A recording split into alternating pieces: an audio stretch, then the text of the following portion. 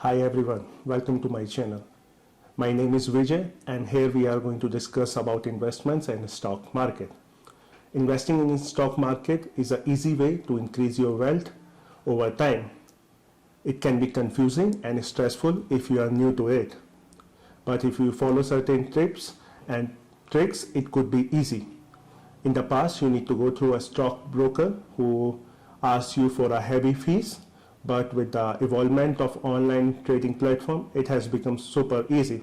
So there are certain tips we are going to discuss today, which will be helpful for you to start doing investment and to make money, which is our end goal.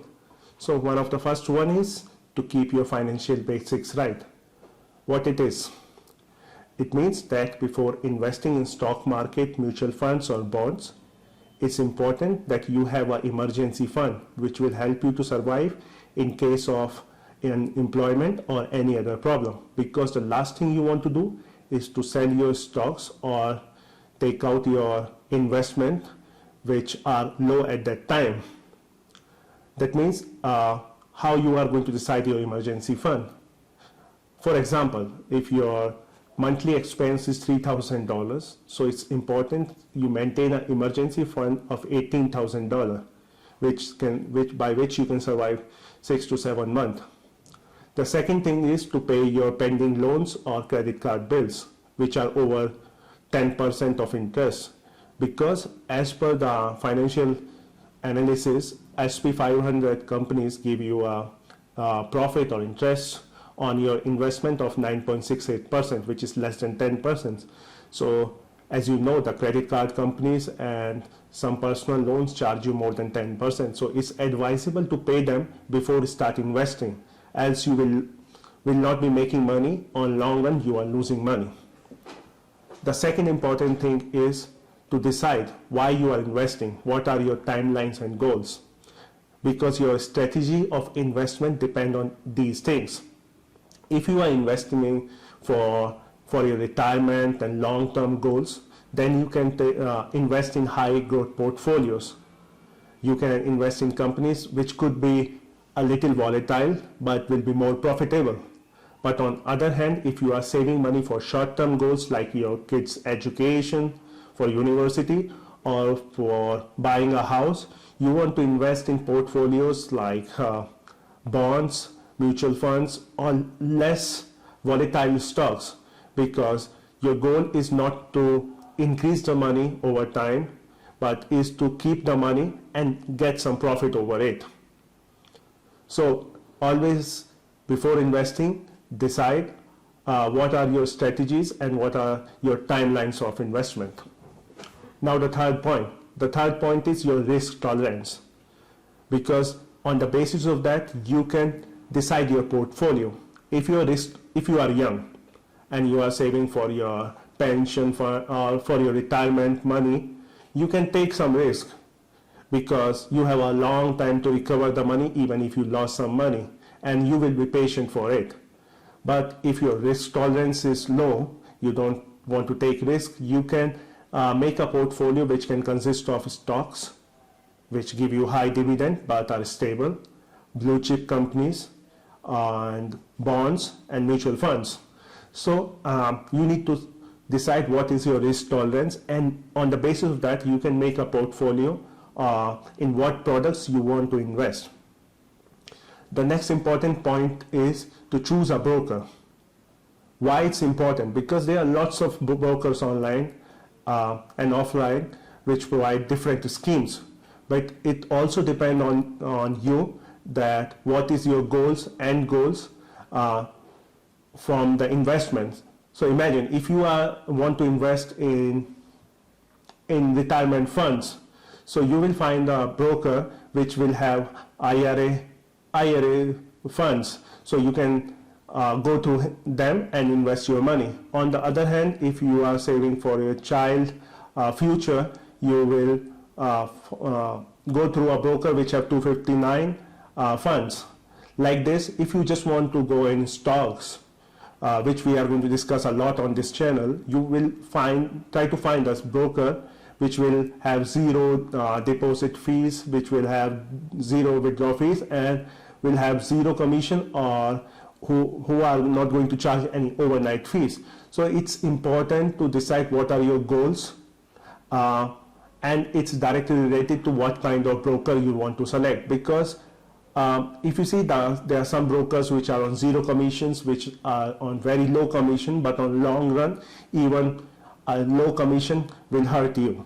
So it's important to do your due diligence on the brokerage you want to select before start investing.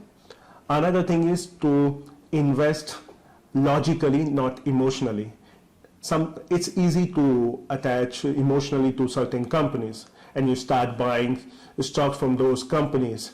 But when you are investing, it's more important to invest logically, to read about those companies, to know about their balance sheets, to know about their past record, how much dividend they are paying, how much per share you are making per year, rather than just emotionally attaching to a certain company. So always decide your investment logically rather than be emotionally attached to certain companies.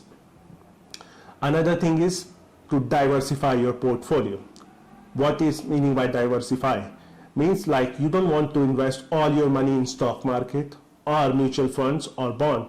It should be diversified.